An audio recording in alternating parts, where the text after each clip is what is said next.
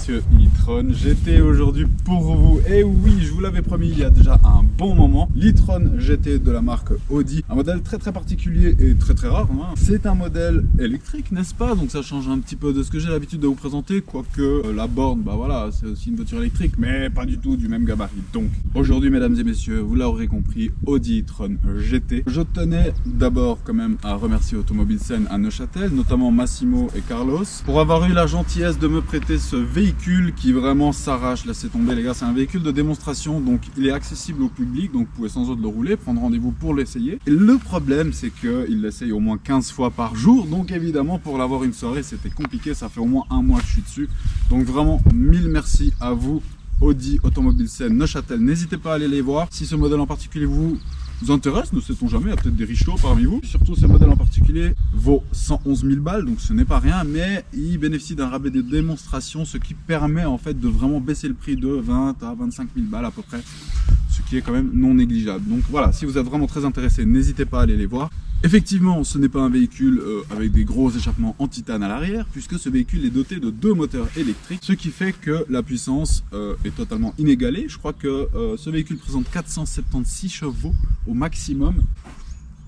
J'espère que vous allez le ressentir, parce que bordel, j'ai jamais ressenti ça. Mais quand je vous dis jamais, je n'ai absolument jamais ressenti ça. Ça a une poussée, mon cerveau chatouillait dans mon crâne, mais ça me faisait des guilis quoi, carrément. Niveau matériaux, évidemment, on est chez Audi, hein, mais là ils ont mis un accent quand même particulier à l'élégance. Comme on dit un petit peu, c'est un peu le diable qui est tout à fait élégant et qui va en soirée tranquille quoi. Première chose à dire, à part les 476 chevaux qui vous atomisent la beauté de la planète, hein, bien entendu en électrique, si vous regardez un petit peu les lignes de cette e-tron, on voit que tout a été travaillé. Autant ces petites ailettes que ici la calandre à l'avant avec un nid d'abeille mais évidemment refermé, donc ça donne un effet un petit peu miroir qui est très sympathique. Ensuite, si on se passe un petit peu à l'avant, on remarque notamment les phares Matrix LED de chez Audi qui illuminent selon plusieurs modes différents. S'il pleut, le mode va changer, etc. Donc vraiment va s'adapter en fonction de la météo et de l'environnement en question. Ici, je ne sais pas si c'est une option, mais le logo Audi est en noir et vous voyez que la voiture est quand même très basse, hein. Et là en plus elle n'est même pas rabaissée au maximum, c'est à dire que vous pouvez décider de surélever ou de baisser le véhicule en question. Donc là en l'occurrence il est surélevé et je vous laisse imaginer quand elle est rabaissée, c'est un bordel. Ensuite si vous passez un petit peu sur le côté, vous constaterez qu'il y a une deuxième borne ici, parce qu'effectivement de l'autre côté il y a déjà une borne. Alors l'autre est une borne pour recharge rapide et celle-ci c'est pour pouvoir recharger voilà, durant la nuit pendant les 6 à 8 heures à peu près. Au niveau du rechargement d'ailleurs, je crois qu'en 36 minutes vous pouvez recharger de 5 à 80% avec une recharge rapide. Donc je suppose qu'à la maison vous êtes plutôt dans les 6 heures environ, je dis ça de tête, hein. Ensuite les jantes, bon voilà, je pense qu'il y a beaucoup mieux comme jantes, mais ça reste une électrique. On ne peut donc pas s'attendre à des jantes Bossen ou un truc comme ça, mais ça reste quand même très aérodynamique, puisque faut pas l'oublier, tout ce qui est électrique est très lourd, donc il faut compenser ce poids un petit peu partout. Le toit en option peut être en carbone. Pour le côté, vous voyez qu'il y a quand même un petit peu des sorties d'air ici qui sont des vraies sorties d'air. Quand vous ouvrez les portes ici, évidemment les sièges vont reculer et le volant va se surélever pour que vous ayez la place pour vous asseoir à l'intérieur, et une fois que vous allez allumer le contact et refermer la porte, tout va se remettre en ordre. Donc c'est vraiment une option très sympathique que je retrouve également sur mon Tiguan, mais malheureusement je suis tellement grand que mon siège est toujours à l'arrière, donc on ne le voit jamais bouger. À l'arrière vous avez quand même de la place, c'est juste au niveau de la tête je trouve où vous vous faites décapiter.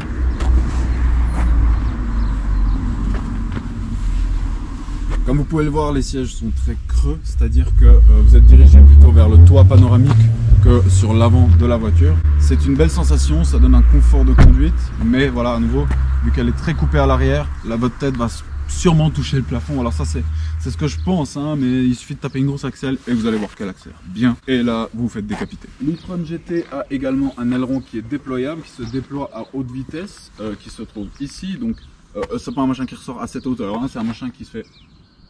Voilà. Ici le logo est également en noir avec le modèle en question, l'e-tron GT en noir également, et ce fameux diffuseur de l'e-tron qui est vraiment très beau.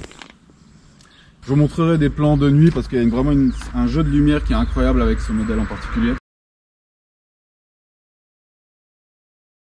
Et c'est à peu près tout ce que je peux dire sur ce véhicule. Au volant, vous allez le constater, il y a des palettes, mais c'est pas des palettes pour pouvoir rétrograder et puis pouvoir taper des rupteurs, évidemment. Ce sont simplement des palettes qui permettent de pouvoir gagner de l'énergie, c'est-à-dire vous tapez des freinages en rétrogradant avec les palettes et la force de récupération de l'énergie va être amplifiée. Voilà, c'est le mot que je cherche. Alors, on en vient à l'intérieur. Donc, si vous recherchez une électrique vraiment très vitaminée, c'est le bon compromis. Vous voyez qu'à l'intérieur, c'est vraiment travaillé de partout. Vous voyez ici des creux, c'est du carbone, hein. Tout ça c'est que du carbone. Là il y a du carbone, donc c'est vraiment très travaillé. Ici Alcantara, là c'est un peu... Ah bah non, c'est du cuir, oh putain, ok d'accord. Donc là c'est du cuir, tout est vraiment noble en fait, clairement. Là le volant qui est entièrement perforé, ça c'est les nouveaux volants évidemment, avec le modèle RS. Ici vous avez l'insigne RS, vous l'avez encore quelque part par là, à l'entrée des portes, et puis évidemment à l'arrière. Ici au niveau du cockpit, donc l'écran ici c'est du 12 pouces si je ne me trompe pas, et celui-ci c'est du 10 pouces, donc celui-ci c'est de série, hein. De série il ressemble à ça. Ensuite par rapport à l'habitacle, je dirais qu'on est quand même, pour une voiture qui est plutôt large, pas trop serré. Vraiment, on sent que tout est large et puis tout est creusé. Du coup, ça vous donne vraiment une impression de grotte un petit peu, mais très élégante, très design. Au niveau des sièges, je ne sais pas pour toi, mais moi, j'estime que c'est les meilleurs sièges du monde, hein. Je trouve que je suis vraiment posé, mais comme un roi, mais c'est un truc de malade. Je trouve que les sièges vous enveloppent, et puis avec...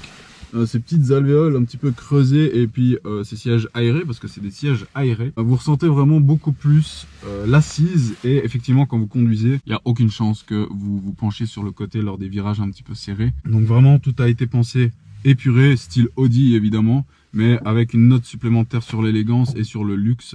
Les aérations ici, vous constaterez, ne sont pas là, mais elles sont ici en dessous, ce qui change un petit peu, mais juste ce petit changement, je trouve que ça apporte déjà vraiment un renouveau, et je pense que c'est ce qu'on avait besoin de voir ces dernières années. Ici sur les côtés évidemment d'autres aérations, et ici vous voyez le toit panoramique qu'on ne peut évidemment pas ouvrir, mais c'est vraiment étonnant. Alors je m'y connais absolument pas, mais depuis l'extérieur vous voyez que c'est tout noir en fait, alors que depuis l'intérieur bah voilà, on voit bien le ciel, et puis bah, évidemment ça vous protège en cas de forte chaleur. C'est vraiment très bien pensé. Je suis conscient que c'est un véhicule qui est très difficile à obtenir, et donc j'ai vraiment beaucoup de chance de pouvoir vous présenter ça aujourd'hui. Ce qu'on va donc faire maintenant, c'est de rouler un petit peu. Alors il n'y aura pas grand chose hein, au niveau de la conduite, puisque en général je vous fais des grosses accélérations pour que vous écoutiez le bruit, les sensations, etc. Là la sensation va être principalement sur l'accélération, et peut-être sur le mode de conduite, sur la manière voilà, du comportement du véhicule en fait. Ça sera principalement ça. En dehors de ça, malheureusement, je ne pourrai pas vous présenter grand chose. Donc je vais essayer de vous régaler au niveau de vos yeux, bien entendu. J'espère que les images vont vous plaire. Donc ce que je vais faire maintenant, c'est que je vais allumer grâce à ce bouton. La ceinture avant de démarrer, c'est très important. On ne néglige pas ça, c'est une sécurité absolue. Ici, c'est plus du tout les leviers de vitesse dont on a absolument l'habitude. C'est vraiment une sorte de petite console. Je ne sais pas comment nommer ça. Mais si vous voulez avancer tout simplement, vous le poussez en arrière et il se met sur le D. Si vous voulez neutre, je vois pas l'utilité du neutre, mais c'est pas grave. Et le R évidemment pour reculer, avec ici la caméra panoramique et également la caméra de recul. On va directement faire un petit tour et je vais vous taper une accélération, que vous voyez un petit peu ce que ça donne comme effet. Alors évidemment le Drive Select il est ici, ça ne change pas de ce qu'on a l'habitude avec Audi. Vous voyez qu'ici on peut relever et abaisser le véhicule en question, donc on va pas le faire actuellement parce que je vois pas trop l'utilité. Mais voilà, on est en mode dynamique, et là on peut développer, on peut utiliser les 476 chevaux en électrique. Donc vous tapez dedans, il n'y a pas de temps d'attente, ça part tout de suite. C'est pas comme de l'essence, c'est pas les moteurs à combustion, donc c'est très impressionnant. J'espère que vous allez le ressentir à travers la vidéo.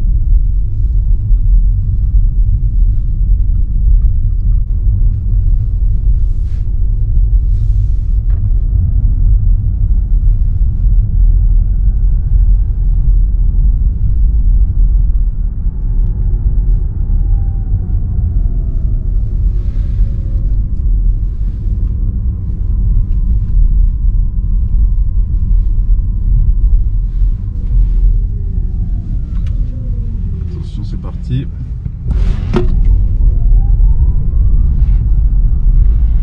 Alors c'est très rapide. Non mais ça me désole parce que vous pouvez pas ressentir ce que je ressens, mais c'est un truc de fou. Vos organes se collent contre le siège et vous n'avez plus le choix. Et vous avez juste pas envie de retirer le pied de l'accélérateur, mais vous le faites parce que sinon vous êtes amendable évidemment. Mais c'est scandaleux, je vous en refais un et puis vous allez voir à quel point c'est catastrophique.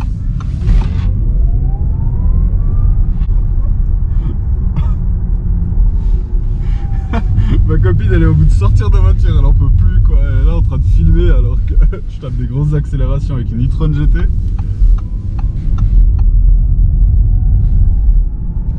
Mais voilà, ça sert à rien de rouler en mode dynamique avec ça, encore moins quand vous savez que c'est une électrique, donc ça fait pas de bruit, donc il n'y a pas d'utilité à part, voilà, si vous voulez faire une petite accélération.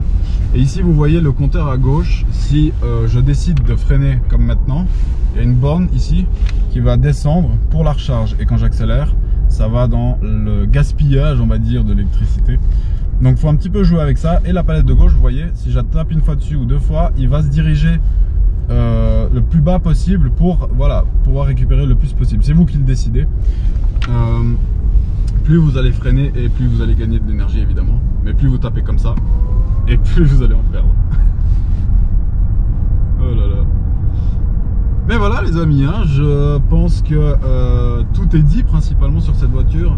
Je dirais que le principal c'est quand même le ressenti avec ce véhicule. Vous ne roulez pas une e-tron GT pour le bruit évidemment, vous ne la roulez pas parce que c'est une voiture de sport ultra énervée.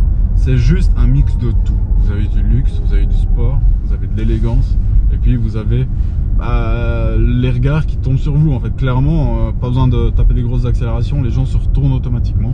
Donc si vous êtes du type à acheter une voiture pour attirer les regards, vous êtes au bon endroit. Donc n'hésitez pas à aller voir nos chers collègues de chez Automobile Sen à Neuchâtel qui ont toujours cette gentillesse envers moi de me prêter ce véhicule et d'autres évidemment.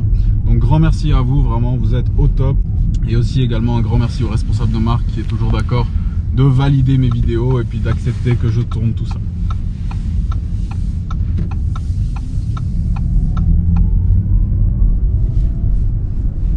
Qu'est-ce que t'en penses toi? De quoi? De la voiture? J'aime bien. Ah ouais? Oui, moi j'aime les électriques de toute façon. Ok. Parce que ton empreinte carbone diminue et que c'est important.